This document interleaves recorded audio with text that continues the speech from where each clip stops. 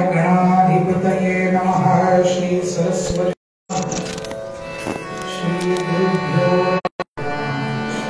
यदा लम्बोदरं सदा मृत्युभसंभवं तदा लम्बेदयां लम्बोदरपदां गुरुर्ब्रह्मा गुरुर्विष्णु गुरुर्देवो महेश्वरः गुरुः साक्षात् परब्रह्म तस्मै श्री गुरवे नमः।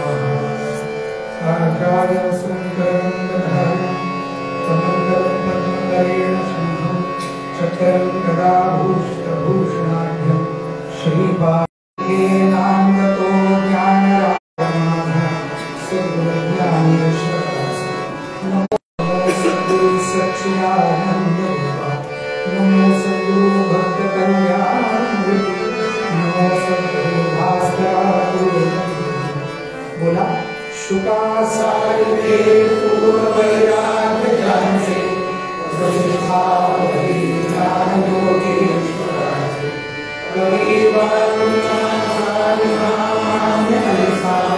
नमस्कार सद्गुरु रामदास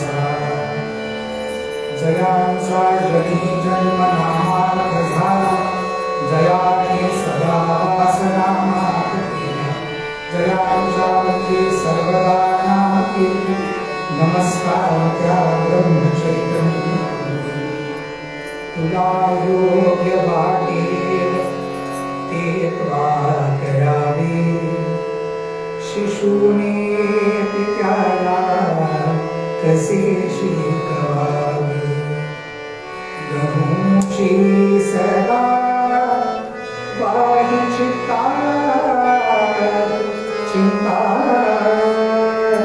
नमस्कार माझा तुला साधना मूकं करोति वाचालं पुण्यद्वयते गिरिं यत्कृपात्तमहं वन्दे परमानन्दमाधवं। सर्वमङ्गलमाङ्गल्ये शिवे सर्वार्थसाधिके शरण्ये त्र्यम्बके गौरी नारायणी नमोस्तुते। नमो देव्यै महादेव्यै शिवायै नमः प्रकृत्यै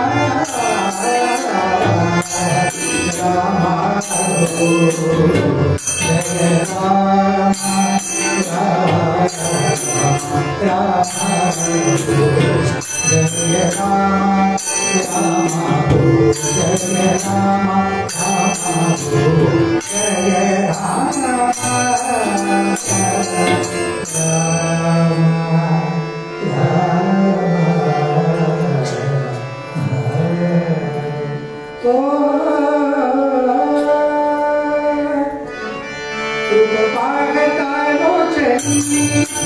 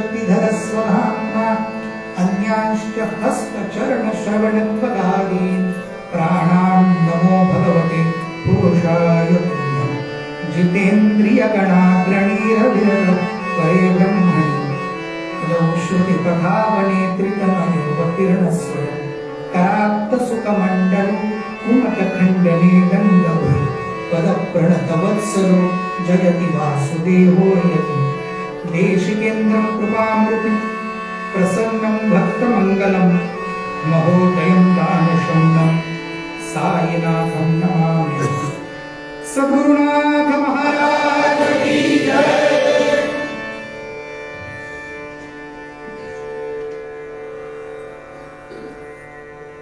सद्गुरु श्री समर्थ रामदास स्वामी महाराज यांच्या श्री दासनवमी उत्सवानिमित्त आयोजित या सप्ताहामध्ये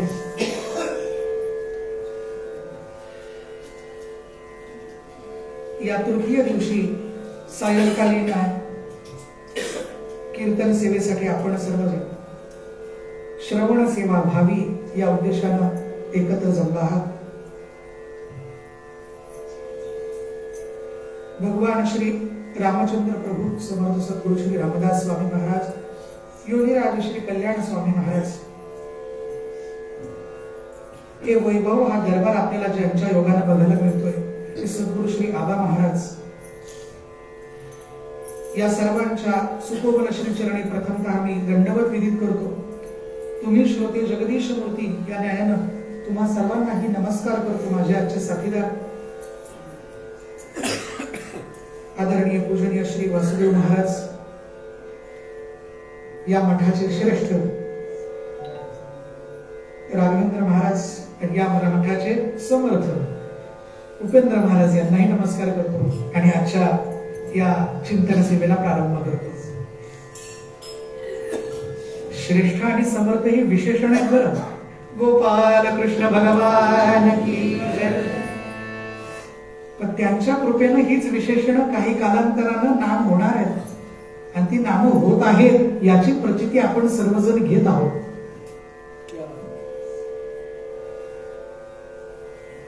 ज्यांची पुण्यतिथी आपण साजरी करणार आहोत ते समर्थ सद्गुरु श्री रामदास स्वामी महाराज, त्यांचं नावच आहे रामदास। या जगामध्ये आपल्या सर्वांना जे प्रपंचाने गुरफटलेले त्यांच्या दोन इच्छा, दोन कामना, दोन इषणा बघायला मिळतात। एक आहे धनेषणा आणि दुसरी आहे दारेषणा। लोकेशनेबद्दल नंतर बोलूयात, पण या दोन इषणा तर मराठीत सांगायचं तर कॉमनली सगळ्यांकडे आहेत। तर या धनेषणेसाठी अनेक लोक दामदास होतात आणि दारेषणेसाठी अनेक लोक कामदास होतात, कारण त्यांच्या अंतःकरणामधून स्फुरणाऱ्या ज्या स्फुरणा आहेत, ज्या वृत्ती आहेत, या बहिर्मुख झालेल्या आहेत। ऐहिक सुखामध्ये दिवसभराचा जो आयुर्मान आहे त्यातला जास्तीत जास्त भाग हा त्या प्रपंचासाठी दिल्या कारणानं आणि त्या नश्वर अशा प्रपंचाचा इतक्या मोठ्या प्रमाणात संस्कार झाला असल्या कारणानं आणि या संस्काराला या विज्ञान युगाच्या स्पर्धेची जोड असल्या कारणानं अनेक ठिकाणी आपल्याला सगळेजण, बहुत जण, सगळे नाही, बहुत जण दामदास दिसतात आणि कामदास दिसतात। या दाम आणि कामामध्ये मग करूच नाहीये का हा प्रश्न आहे। मोठ्या पगाराची नोकरी आणि कामदास या अर्थानं काय, जे कमवलं त्याचा उपभोग, एक उत्तम सुस्वरूप मनाप्रमाणे चालणारी पत्नी असावी ही इच्छा काय गैर आहे का, असं कोणी म्हणून मांडायला येईल। बुवा तुम्हीच कीर्तनात सांगताना धर्म, अर्थ, काम आणि मोक्ष हे 4 पुरुषार्थ आहेत। मग त्यातला अर्थ आणि काम या 2 पुरुषार्थांना धरून तुम्ही आता दामदास आणि कामदास अशा कोट्या करता,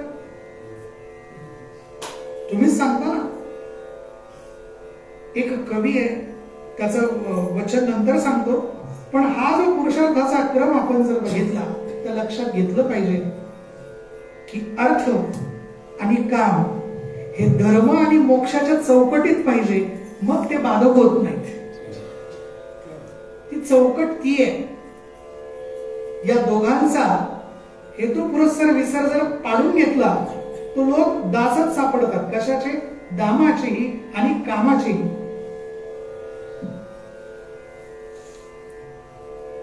धर्म आणि मोक्षाच्या या संपुटामध्ये आत असल्या कारणानं या दोघांनाही नीती नियम चिकटले, जेणेकरून त्याचं व्यसन लागणार नाही आणि त्यामुळं व्यसन लागणार नाही।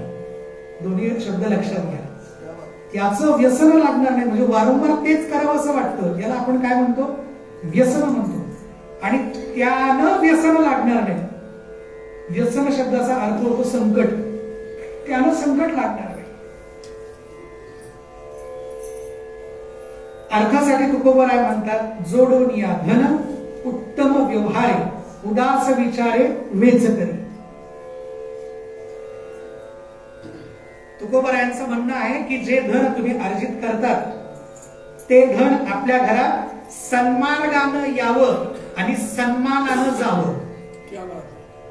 विचार करा, धन अर्जित ज्यांना ज्यांना करायचंय त्या सर्वांसाठी तुकोबरायांचा हा मंत्र आहे. हा मंत्र कुठेही लिहावा, घरात लिहावा, दारात लिहावा, ऑफिस मध्ये लिहावा, मंत्रालयात लिहावा.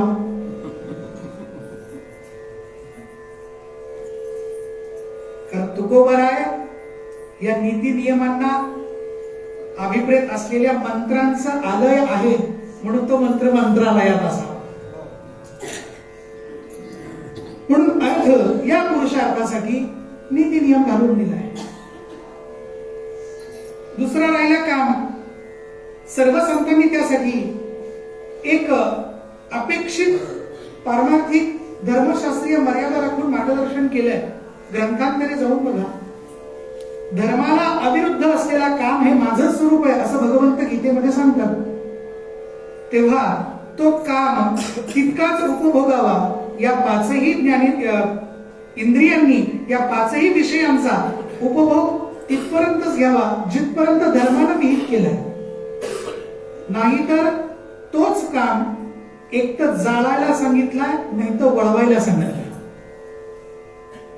जाळणं आपल्याच्याने शक्य खरंच नाही, अवघड आहे. तर सद्गुरु कृपा, सद्गुरुच करू जाणं. मग कामाचं काय करायचं, तर काम म्हणजे डोळ्याचं काम काय, इच्छा काय डोळ्याची, काहीतरी बघावं.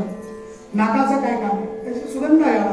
मुखाचं बोलावं, रचनेचं चव घ्यावी, हाताचं काही काम करावं, पायाचं चालावं. या सगळेच्या सगळे विषय भगवंतांजवळ आणून जोडले की मग तो काम बाधक होत नाही. विषय तो त्यांचा झाला नारायण. नावडे जन धन माता पिता.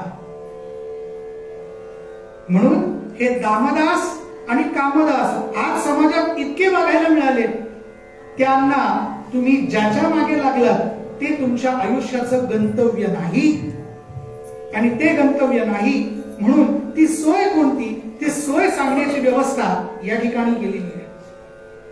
एक आधुनिक कवी आहे, मला माहित नाही नाव काय त्यांचं. ते म्हणतात की या प्रपंचासाठी आपल्याला काय गरज आहे. तो कवी म्हणतो की मार्क्सचा मजक अर्थ हवा. मार्क्स माझा अभ्यास नाही, पण आंतरराष्ट्रीय पातळीवरती विदेशातला कोणी तत्ववेत्ता आहे त्यानं अर्थशास्त्रावर काही चिंतन केलंय. मार्क्सचा मजक अर्थ हवा, फ्रॉइडचा मजक काम हवा. कामशास्त्र म्हणून जर विचार केला तर फ्रॉइडनी ग्रंथ लिहिलेत, मला माहित नाही, आपण त्यांच्या नादाला लागत नाही. आपल्याकडे सुद्धा वात्स्यायनांना ऋषी म्हटलंय. पण तरी सुद्धा कवी म्हणतो की मार्क्सचा मज अर्थ हवा, फ्रॉइडचा मज काम हवा. या दोघांच्या शांतीसाठी अयोध्येचा राम हवा. मग त्या रामापर्यंत जर आपल्याला जायचंय तर आपण पदर धरायचा कोणाचा? ऐसियाचा पदर धरा जेणे विठ्ठल येईल घरा. कोणाचा पदर धरायचा? त्या आमच्या समर्थ माऊलींचा पदर धरायचा. ते समर्थ माऊली आपल्याला आपल्या एका सुंदर अशा ग्रंथामधून 84 क्रमांकाच्या श्लोकामधून आपल्याला मार्गदर्शन करतायत. चिंतनाला सुरुवात होण्याआधी या गादीवरून खरं तर अशी जाहीर क्षमा मागू नये असं म्हणतात लोक, पण मी सर्वांची क्षमा मागतो. काल श्लोक म्हणत असताना शेवटच्या चरणात जीवा सोडवी राम हा अंतकाळी म्हणालो. तो शब्द जीवा नाहीये, क्षमा मागतो. तुम्हा सोडवी राम हा अंतकाळी असा असतो. काल आपण बघितलं की भगवान पांडुरंगाने महादेवांना मस्तकावर का घेतलं, आणि काल मी बोललो की आज आपल्याला काय काय काय काय बघायचं. पण काल एक श्लोक मी म्हटलो होतो या दोनही देवांमध्ये अभेद आहे, हे अभिन्न एकमेकांपासून वेगळे करूच शकत नाही. यांचं अभिन्नत्व दाखवण्यासाठी शास्त्रकारांनी नियम घालून दिलेत, स्तोत्र लिहिली आहेत, कलाकारांनी शिल्प कोरली आहेत, चित्र काढली आहेत. अलीकडच्या काळामध्ये सुद्धा इंटरनेट प्लॅटफॉर्मवरती एक सुंदर चित्र बघण्यात आलं की महादेवांची जटा व्यवस्थित करण्याचं काम भगवान श्रीकृष्ण करतायत आणि भगवान श्रीकृष्णांच्या पितांबऱ्याच्या निर्या महादेव घालतायत. अप्रतिम चित्र काढलं. माझ्या काही दिवसांपूर्वी ते बघण्यात आलं. या दोघांचा प्रेमभाव सांगणाऱ्या कथा काल सांगितल्या आणि त्या कथेच्या मागे सूत्र सांगितलं होतं, शिवश्च हृदयं विष्णू विष्णुश्च हृदयं शिवं ईशदपि अंतरं कृत्वा रौरवं नरकं व्रजेत. या दोघांमध्ये जो अंतर ठेवतो, या दोघांमध्ये जो भेदभाव करतो, तो रौरव नावाच्या नरकात जाऊन पडेल.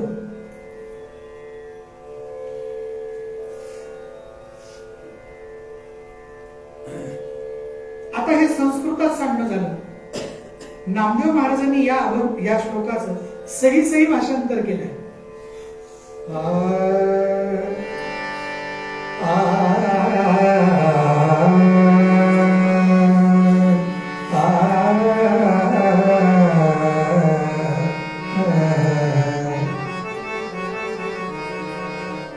विष्णुसी भजला शिव दुरावला, विष्णुसी भजला शिव दुरावला. अधपात झाला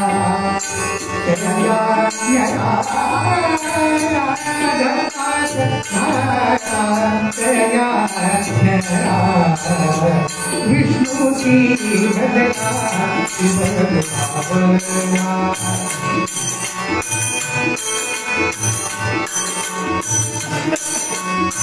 शब्द सोपे सगळ्यांना कळेल. शिव दुरावला शिव पूजा करी विष्णुसी अभेरी, शिव पूजा करी विष्णुसी अभेरी. त्याची घरी त्याची घरी यमन नामे विष्णु कथा शिवासी गोविंदी, विष्णु कथा शिवासी गोविंदी, तयासी गोविंदी तयासी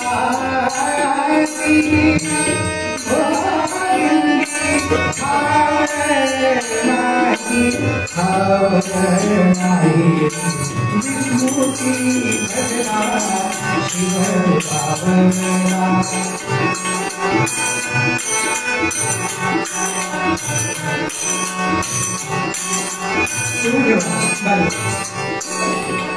शिवपूजा करी विष्णुसी अभेरी. शिवपूजा करी विष्णुसी अभेरी, तयाची घरी यमन आणले. याचा उलट विष्णू कथा ऐके शिवासी जो निंदी, तयासी गोविंदी ठाव नाही. त्याला भगवान श्रीकृष्ण कधी घरात येणार नाही. आणि शेवट भरत वाक्य करतात नाममुद्रा टाकून,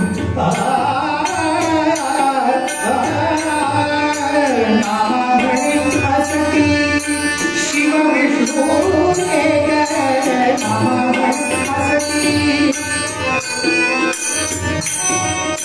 नामामणे असती, शिव विष्णू एक नामामणे असती, नामामणे असती.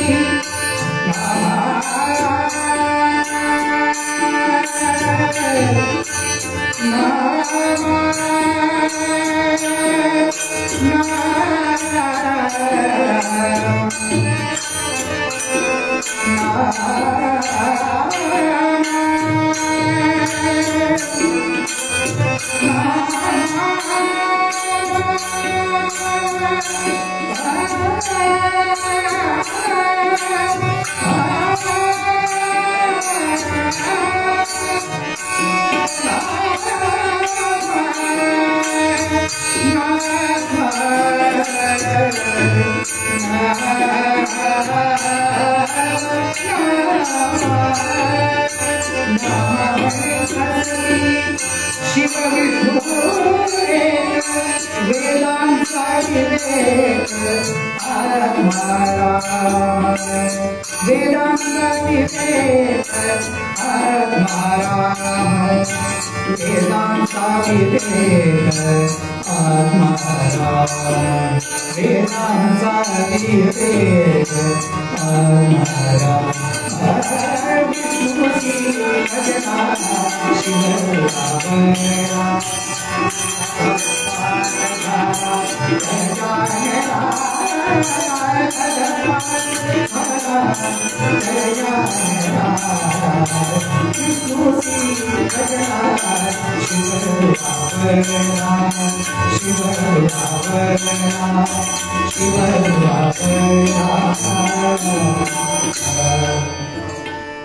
तयाची घरी यम नांदे किंवा तयाची गोविंदी ठाव नाही, पण जन्माला येऊन का उपयोग?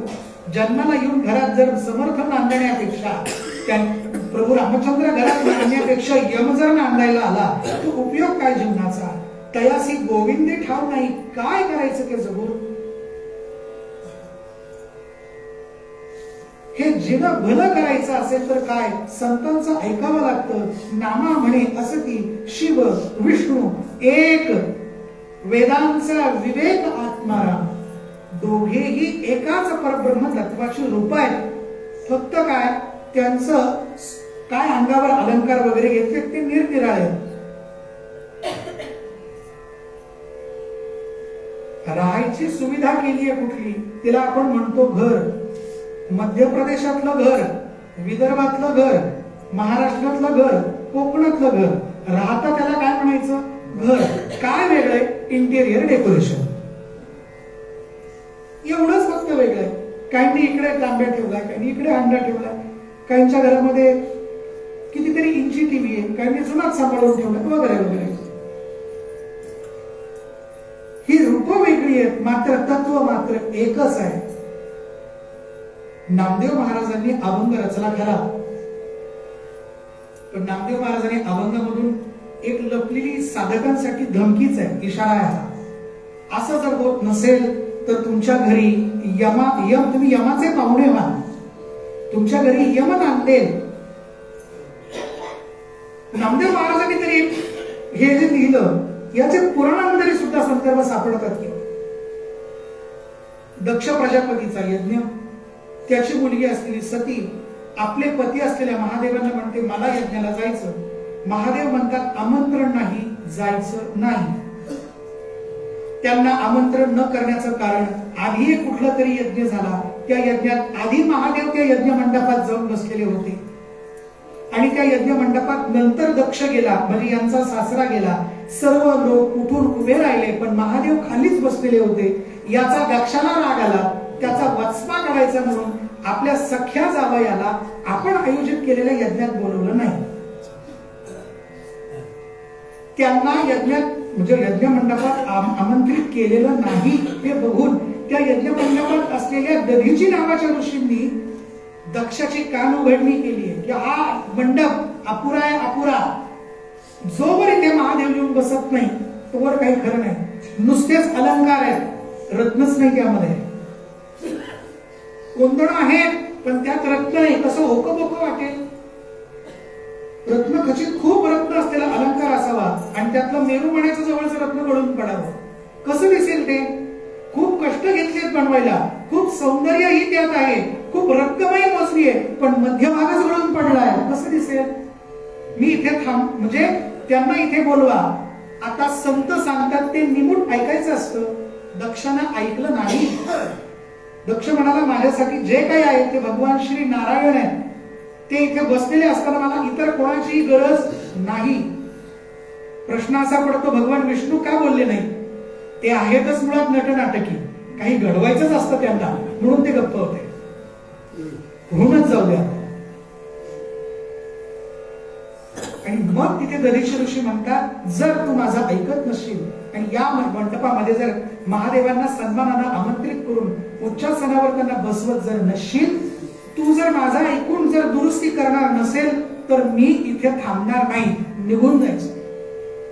सज्जनांची कर्तव्य आहेत, प्रबोधन झालं पाहिजे, जे चूक आहे ते सांगितलं गेलं पाहिजे आणि समोरचा ऐकत नसेल तर ते स्थान सोडून निघून गेलं पाहिजे. ज्या ठिकाणी राम नाही ते धाम त्यागलं पाहिजे. मगाशीच मनाचा श्लोक म्हटला आपण. आता आधी एक वॉर्निंग देऊन झाली आहे आणि मग या बाईसाहेब म्हणाल्या मला जायचं. माहेरला जायची कोणाला ओढ नसते. अवधूत चिंतन श्री गुरुदेव.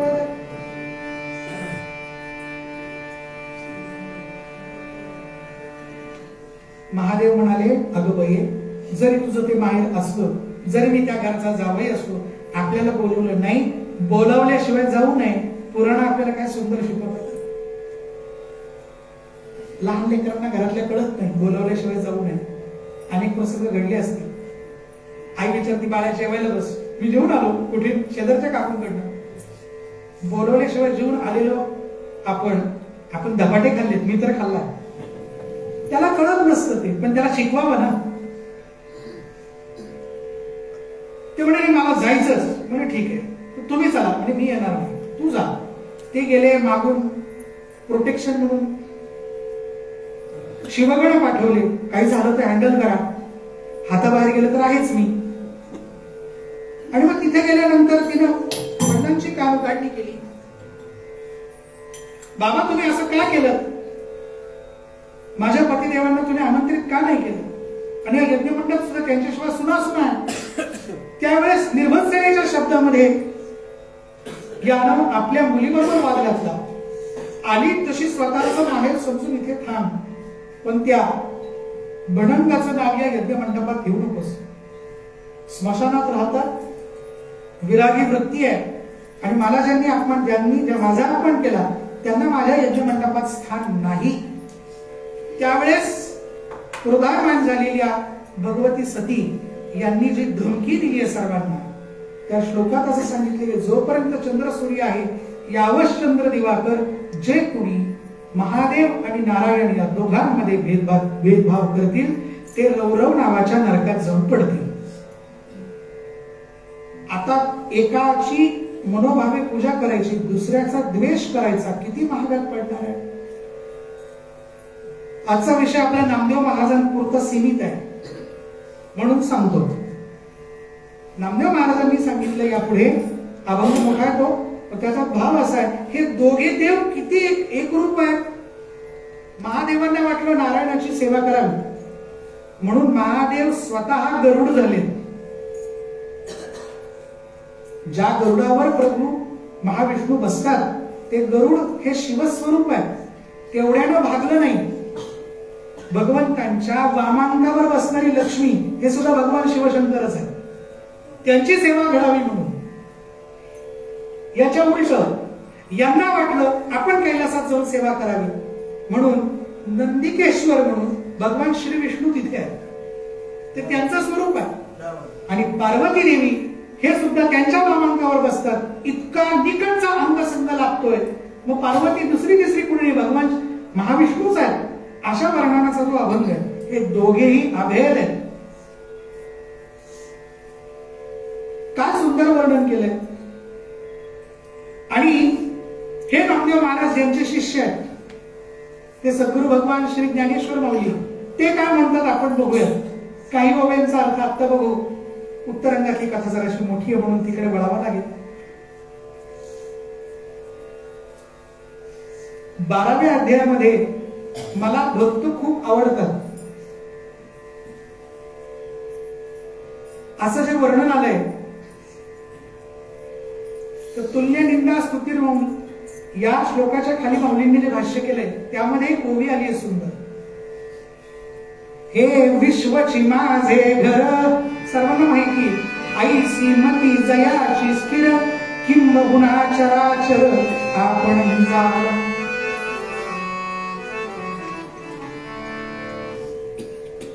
हे विश्वच माझं घर झालंय असं ज्याला वाटतं, बरं ते आपोआप नाही. तो महात्मा कसा आहे, तो भक्त, तो ज्ञानी भक्त कसा याचं विस्तारानं वर्णन केलंय. की ज्याच्यासाठी स्तुती आणि निंदा सारखीच आहे. माऊली म्हणतात ज्याप्रमाणे आकाशाला कुठलाही रंग लावता येतो का, लेप लावता येतो का? आता हा उत्सव आहे म्हणून रंग लावले सगळीकडे, लिंपण केलंय सगळ्याच.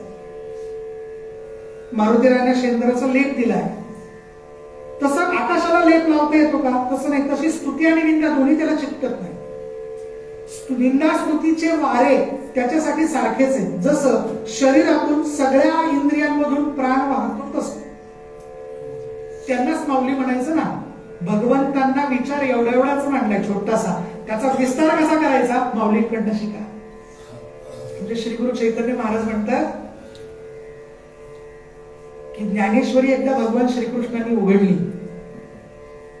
कल्पना का, किती सुंदर कल्पना आहे. ज्ञानेश्वरी एकदा उघडली आणि ती वाचली. भगवान म्हणाले माऊलींबद्दल, मला पण हेच म्हणायचं होतं पण जमलं नाही. मला हेच म्हणायचं पण जमलं नाही. खरंच प्रेमात पडतो आपण त्या ग्रंथाच्या. नामा म्हणे श्रेष्ठ ग्रंथ ज्ञानेश्वरी, एक तरी ओवी अनुभवावी. तो उगाच नाही म्हटलेलं. मग असा जो भक्त आहे तो परब्रह्म स्वरूप झाला की त्याला सगळं विश्वच आपलं घर वाटायला लागतं. भगवंत नाही असं ठिकाणच कुठे नाही त्याच्यासाठी. मी मंगलाचरणाच्या कीर्तनात जे सांगितलं ना तेच, की ज्याला विश्व हे आसपास जे ते जग म्हणून दिसतं त्याला म्हणायचं माया. आणि तो जर भक्त झाला, त्याच्या अंतःकरणातल्या वासना निघून गेल्या, सर्वार्थाने त्याने जर मोक्षाची प्राप्ती केली आणि भगवत शरण जर तो राहिला, पूर्ण शरण जर तो राहिला, तर त्याला हे सगळं विश्व भगवंत म्हणूनच दिसतं. म्हणून हे विश्वची माझे घर, ऐसी मती जयाची स्थिर, किंबहुना चराचर आपण दार. या विश्वातलं जे चराचर आहे तो स्वतःच झाला, जेणेकरून काय सर्वत्र तोच भरलेला आहे. या भागवतामध्ये शुक्रमुनींची स्तुती आलेली आहे. यम प्रव्रजन्तमनुपेतमपेत कृत्यम द्वैपायनो विरहकातर आजुभाव पुत्रेति तन्मयतया तनमो विलीन तं सर्वभूत हृदयं मुनिमानतोऽस्मि गोपाल कृष्ण भगवान की. नामदेव महाराजांनी यांचं वर्णन केलं. ते शुकमुनी म्हणे जन्माला आले आईच्या गर्भातनं. त्याचं जणू काही व्हिडिओ शूटिंगच घेतले नामदेवरायांनी. ते म्हणतात की ब्राह्मणाचे पोर एका खेळाशी भ्याले, ते 12 वर्ष लपाले रे. आणि कापत कापत बाहेर आले, घाबरत घाबरत बाहेर आले, कापत कापत बाहेर आले, ते नागवेची पळून गेले रे. माझे शब्द नाहीत, नामदेवरायांचे शब्द आहेत. आणि ते पळतायत पुढे आणि मागून त्यांचे पिता असलेले महर्षी व्यास धावतात. अरे थांब शुका, अरे थांब शुका. तर त्या व्यास महर्षींनी आपल्या पुत्राला शुका शुका म्हणून हाक मारावी आणि त्यासाठी दिली गेलेली जी ओळ आहे, जो प्रतिसाद आहे, तो सगळ्या वृक्षवेलींनी द्यावा. त्याला म्हणायचं सर्वभूत हृदय झालेला. आणि त्याचंच वर्णन माऊली इथं करतायत. काय वर्णन आहे हे? ऐसी मती जयाची स्थिर, हे विश्वची माझे घर, हे सगळं विश्व ज्याच्यासाठी घर झालंय. आणि चर आणि अचर हे जो स्वतःच झालेला आहे, तिथे शुकमुनींना हाक मारली आणि ओ देताना तरु वेलींनी जर ओ दिली, यात नवल काय? ते पूर्ण ब्रह्मस्वरूप झाले. पण ब्रह्मस्वरूप होण्यासाठी आवश्यकता कसली आहे? ज्ञानाची. आणि या ज्ञानाच्याही वर भक्तीचं स्थान आहे. म्हणून माऊली पुढच्या ओवीत म्हणतात, परी या ही वरी पार्था माझी ये भजनी आस्था, तया ते मी माथा मुकुट तरी गोपाल कृष्ण भगवान की. आता ही ओवी जोडायची आपल्या श्लोकाला. विठोणे शिरी वाहिला देवराण. एवढं ज्ञान होऊन सुद्धा, मोक्ष होऊन सुद्धा ज्ञानोत्तर असलेली प्रेम लक्षणा भक्ती करायची. ज्याची ज्याची इच्छा आहे, माझ्या भजनामध्ये ज्याची आस्था आहे, त्या आस्था असलेल्या भक्ताला मी दुसरं काय करू? प्रेम परिभराने मी त्याला मस्तकावर धारण करतो, असं माऊली म्हणतात.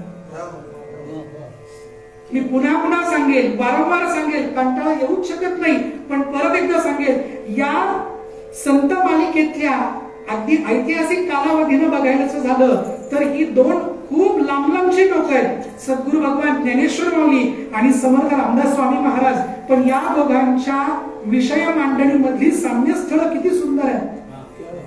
आज तुमचा वावा एवढाच आलाय, उद्या माऊलींच्या अजून 3 ओव्या राहिल्या, 3-4 ओव्या, त्या सांगून तो वावा मी जास्त घेणार आहे. कारण मला तो आनंद नाहीये, मला तो आनंद नाहीये का माझ्या माऊलींनी स्पर्श केला नाही, असं होऊच शकत नाही. माऊलींनी सांगितले महाभारताबद्दल, जे महाभारती नाही ते नोहेची लोके तीही.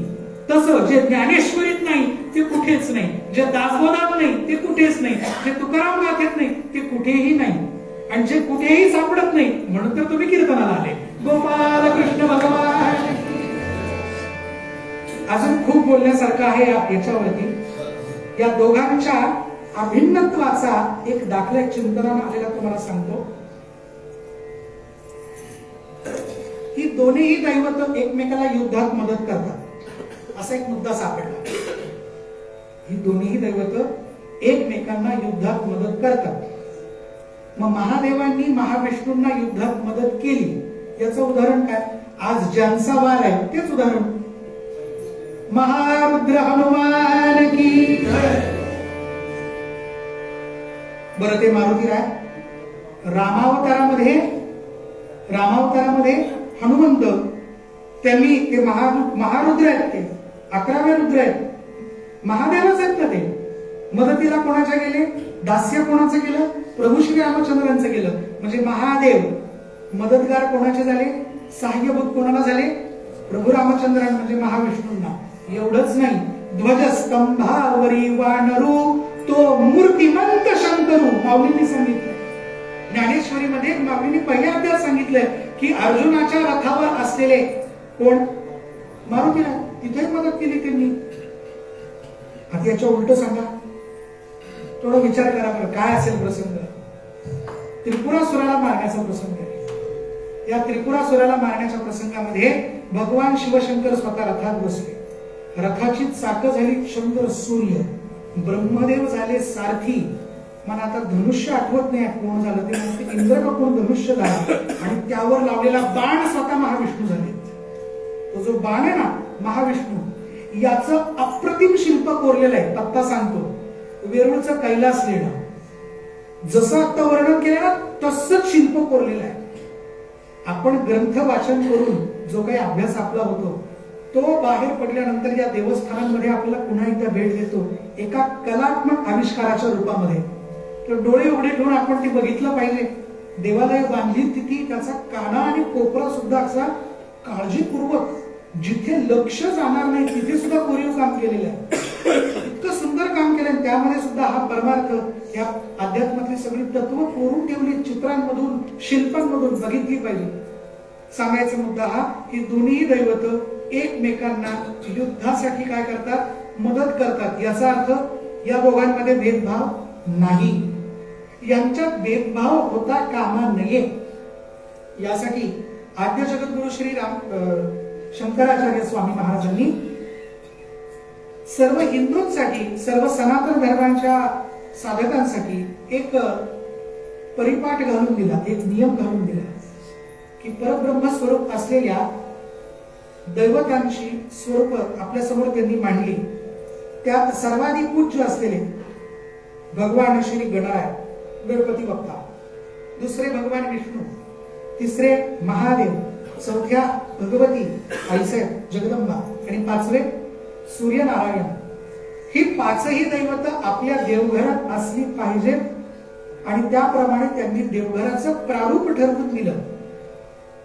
मग रुचिनाम वैचित्र्यात याप्रमाणे कोणाचं प्रेम कोणावरतं, कोणाचं कोणावरती, मग ते पंचायतन मांडायचं कसं याचं सुद्धा शास्त्र सांगून ठेवलं.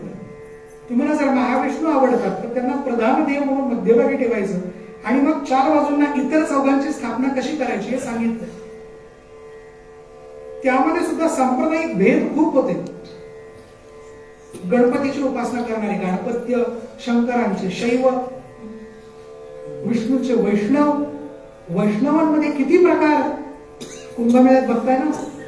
शैवांचे किती प्रकार कुंभामध्ये, ते दोन्ही संप्रदाय तिथे अगदी चिकटून एक सलग आहेत.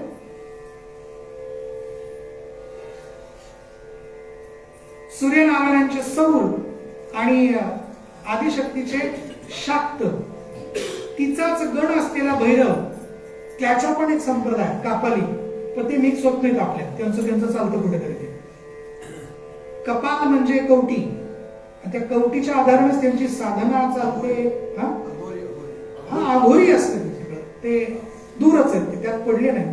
पण या सर्व सांप्रदायिकांमध्ये एकभाव आणण्यासाठी श्रीमद आचार्यांनी सर्वांशी वाद केले.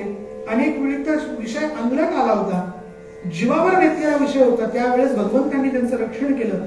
पण या सर्वांमध्ये एकात्मता प्रस्थापित करण्याचं काम त्यांनी केलं.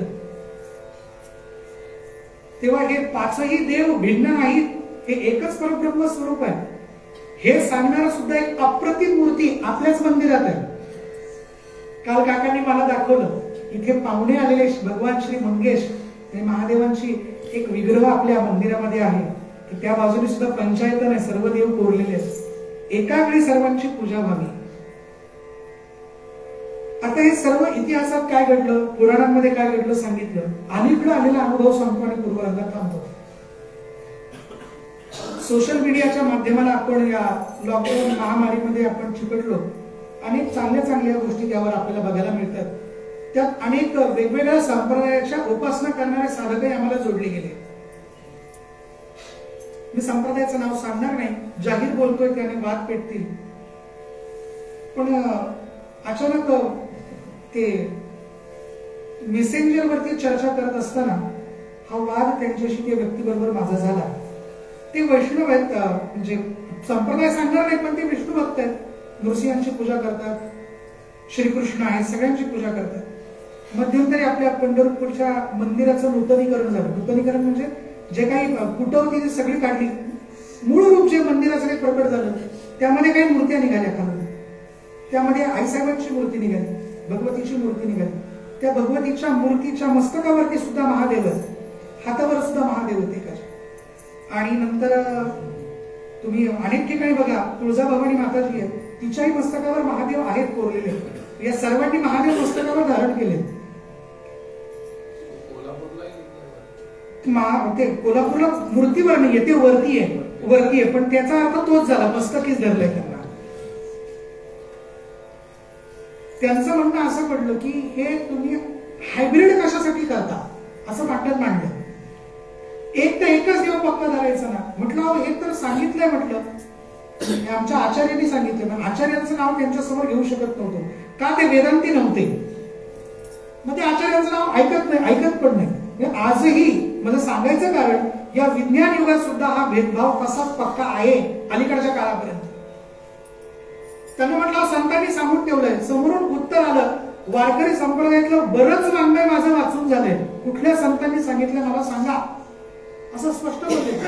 कुठल्या संतांनी सांगितलंय असं मला तुम्ही सांगा. आता मलाही पक्क आठवेना, पण हा श्लोक आठवला. आणि म्हटलं आमच्या समर्थ नामदेव स्वामी महाराजांनी सांगितले. तर खालून रिप्लाय आला, मी समर्थांना मानत नाही. आहे कोण? वैष्णव. रिप्लाय काय आला, समर्थांना मानत नाही. म्हटलं समर्थांना मानत नाही, आचार्यांचं नाव याच्यासमोर घेऊन उपयोग नाही.